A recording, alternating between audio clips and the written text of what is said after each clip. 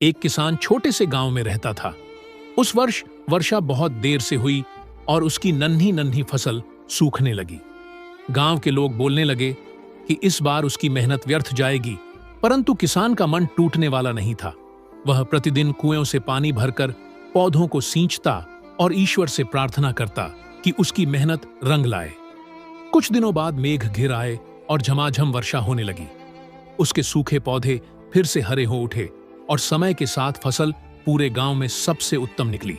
किसान ने आकाश की ओर देखकर कहा, मेहनत और धैर्य कभी व्यर्थ नहीं जाते। किसान भाइयों के लिए लाइक और सब्सक्राइब करना ना भूले।